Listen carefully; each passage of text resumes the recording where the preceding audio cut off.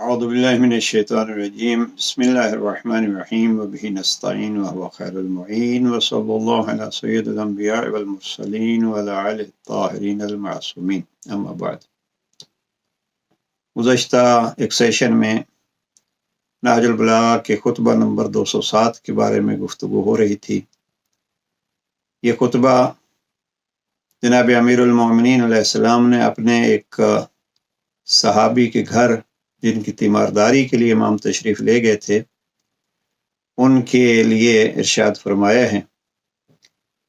دلچسپ بحث ہے اس خطبے میں، اور امام نے زندگی کے اعتدال کو، حد وسط کو کیسے پیش کیا اس کو مد نظر رکھنا ہے۔ علاء ابن زیاد اور عاصم ابن زیاد دو بھائی ہیں۔ امام تیمارداری کے لیے جاتے ہیں علاء کی، تو علاء کا بہت وسیع مکان تھا، اور امام نے پہلے ان کے وسیع مکان کی وجہ سے سرزنش کی کہ کیا کرو گے اس کو اس دنیا میں، اور پھر رہنمائی فرمائی کہ اس سے آپ آخرت کما سکتے ہو۔ ہم نے عرض کیا گزشتہ سیشن میں کہ اس کے مکان کے ذریعے سے آخرت، یا یوں کہیے اس دنیا سے آخرت کمانے کے 3 راہیں امام نے بیان فرمائی ہیں۔ پہلا یہ ہے مہمان نوازی، دوسرا صلۃ الرحم، اور تیسرا حقوق واجبہ کی ادائیگی۔ امام علیہ السلام فرماتے ہیں اگر اسی وسیع گھر سے یہ 3 کام لو تو یہی آپ کے آخرت کے وسیع گھر کا سبب بن سکتی ہے۔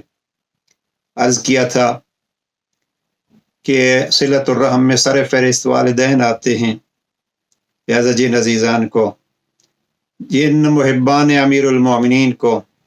نہج البلاغہ کی یہ گفتگو سننے والے جن عزیزوں کو یہ پیغام پہنچ رہا ہے، ان سے گزارش ہے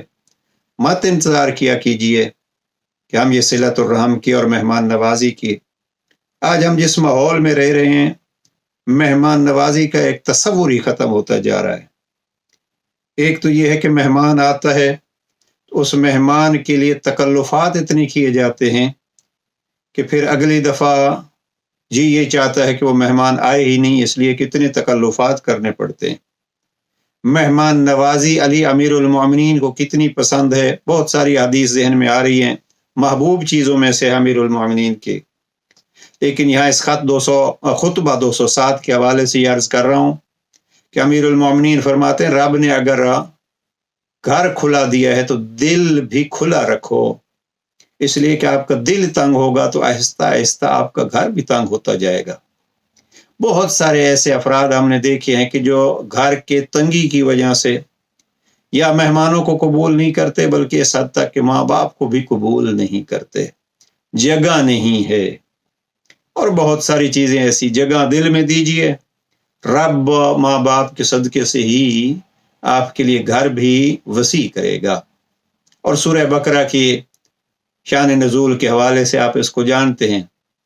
کہ باپ کی اگر خدمت کسی نے کی ہے تو اس کو اسی دنیا میں اجر کیسے ملا، اور آخرت میں یہ ہے کہ قرآن مجید کا سب سے بڑا سورہ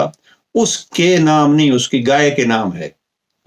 اس لیے کہ اس نے اپنے باپ کو اتنی زحمت نہیں دی تھی کہ خزانے کی چابیاں یا سٹور کی چابیاں اس کے پاس تھیں، اس نے کہا نہیں، سودا نہیں ہوتا تو نہ ہو، میرا باپ آرام کر رہا ہے، میں ان سے چابیاں لینے کے لیے ان کو نہیں اٹھاتا۔ یہ سورہ بقرہ کے شان نزول اور وہ نام کا سبب۔ تو شان نزول تو نہیں کہہ سکتے آپ، یعنی سورہ بقرہ کا ایک حصہ چونکہ اس جوان کے متعلق ہے تو اس نام سے اس کو پکارا جاتا ہے سورہ بقرہ۔ تو یہ والدین کا خیال رکھیے، مہمانوں کا خیال رکھیے۔ اور بعض اوقات ایسی مجبوری ہوتی ہے کہ انسان مثلا آج کے دور میں نوکریوں کے سلسلے میں، ملازمت کے سلسلے میں، اور ہم نے ایسے بھی دیکھے ہیں کہ بہت سارے والدین ایسے ہوتے ہیں جو اپنے گھروں کو، اپنے پرانے تعلقات کو چھوڑ کے بچوں کے ساتھ نہیں جاتے۔ تو اب ایسی صورت میں اس چیز کو مد نظر رکھیے کہ امیر المومنین فرماتے ہیں اگر آپ نے وسیع گھر لیا ہے اعلیٰ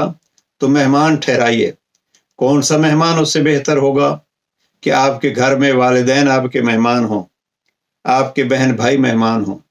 सिलत الرحم میں عرض کر چکا ہوں، اور صلۃ الرحم میں ایک چیز خیال کیجئے، وہ یہ ہے کہ ہم صلۃ الرحم میں اپنے جیسے عزیزوں کو تو اہمیت دیتے ہیں،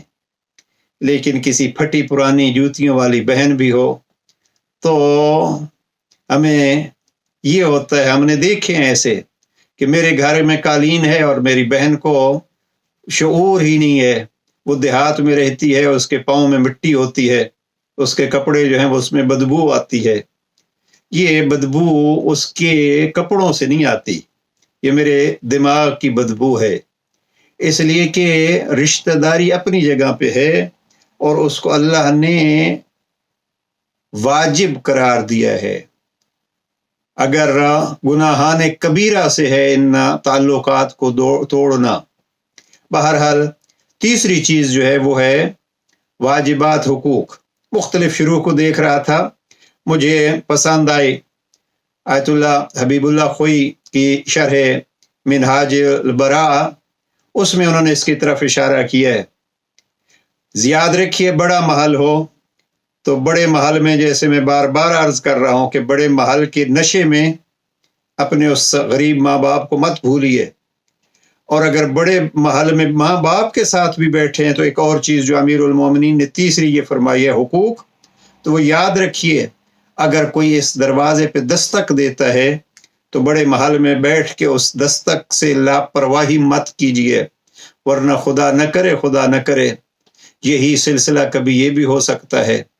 جناب امیر المومنین کے اس خط کو پڑھیے، خط نمبر 3 کو، اور اگر پھر بھی ذہن بغاوت کرے تو جا کے کلمات کسار کا نمبر 130 پڑھیے، یا قبر والوں پہ امام سلام کرتے ہیں اور سلام کر کے امام فرماتے ہیں کہ سلام ہو آپ پر، اور پھر خبریں دیتے ہیں اما دور فقط سکنت۔ یاد رکھو یہ گھر جو آپ سارا کچھ خرچ کر کے بنا کے آئے تھے ان میں کوئی اور رہنے لگا ہے،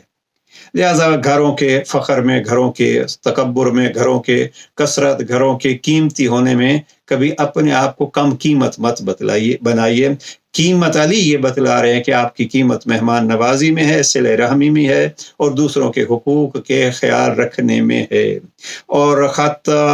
3 میں جناب امیر علیہ السلام فرماتے ہیں شرح قاضی کو، شرح یاد رکھ وہ جو آتا ہے آپ نے بڑی اس کی سندیں لکھوا لی ہیں اور اس کے رجسٹریاں کرا لی ہیں، وہ آنے والا کسی رجسٹری کو نہیں دیکھتا، کسی گواہ کا نہیں پوچھتا، وہ بوریا بسترا اٹھا کے جو ہے وہ تنہا قبر میں جا کے سلا دیتا ہے۔ تو تنہا قبر میں یہ بڑا مقام کا کام نہیں آئے گا، بلکہ اس مکان سے اٹھائے جانے والے فائدے، یہ مہمان نوازی، یہ صلہ رحمی اور یہ حقوق کی ادائیگی کام آئے گی۔ اور انہی میں یہ ہے کہ مومنین کا ایک تعلق، مومنین کا ایک آنا جانا مہمان نوازی کے حوالے سے یہ رہنا چاہیے۔ بہرحال پروردگار سے یہی دعا ہے کہ ہمارے اس دور میں وقت کے حوالے سے فرصت نہیں ہے ہمیں ان بہانوں سے کہیں ہم اپنے رشتہ داروں سے، بالخصوص والدین سے دور نہ ہو جائیں۔ میں اپنے گناہگار آنکھوں سے دیکھا ہے اور عجب نیک افراد کو دیکھا ہے۔ میں ان افراد کے نہایت تعظیم کرتا ہوں کہ میں نے ایسے جوانوں کو دیکھا ہے مسجد کے دروازے پہ بیٹھ کے اپنے باپ کو بینچ یا کرسی پہ بٹھا کے ان کے بڑے پیار سے جوتے اتار کے پھر ان کو اندر مصلی پہ لے جانا۔ اب اس نماز کا ہی کیا سرور ہوگا کہ جب اس انداز سے اپنے باپ کو وہاں پہنچایا جس باپ نے اس کو توحید سکھائی ہے، تو اس انداز سے اپنے گھروں میں اپنے ماں باپ کی خدمت کیجئے، عزیزوں کی خدمت کیجئے اور اپنے خاندان کی خدمت کیجئے۔ اسی خط 207 میں یہ مفتی جعفر حسین مرحوم نے بہت خوب اس کا حاشیہ تفصیل سے لکھا ہے اور صوفیت کی بحث اس میں کی ہے اور اس کو رد کیا ہے کہ اسلام میں صوفیزم کا کوئی تصور نہیں ہے، اس لیے کہ اللہ کے ساتھ جب امام نے یہ بات کی ہے کہ اس کھلے گھر کو کیا کرے گا، تو جناب امام کے سامنے اللہ نے کہا مولا میرا بھائی ہے عاصم، وہ گھر بار چھوڑ کے اپنے بچوں کو کو چھوڑ کے اپنی عبادت میں مشغول ہے، امام نے اس کی بھی مذمت کی ہے، اور امام فرماتے ہیں، بڑے سخت لفظ ہے، امام فرماتے ہیں یا عدو اللہ، اے اللہ کے دشمن، یا لفظ یہ ہے اپنی جان کے دشمن، یعنی اس کو جان کا دشمن قرار دیا امام نے کہ جو اللہ نے دیا ہے اس سے فائدہ نہ اٹھائے، لیکن تنہا فائدہ اٹھانے کا وہ مقصد نہیں ہے۔ لہذا پہلو جو ہے وہ یہ ہے کہ حد وسط رکھیے، نو صوفی ازم کے سارا کچھ چھوڑ کے انسان جنگلوں میں جا کے عبادت کرنا شروع کر دے، اور نہ وہ پہلو کہ سارا کچھ ہونے کے باوجود واجبات کی ادائیگی چھوڑ دے۔ پروردگار امیر المومنین کی تعلیمات پر عمل کرنے کی توفیق نصیب فرمائے۔ والسلام علیکم ورحمۃ اللہ وبرکاتہ۔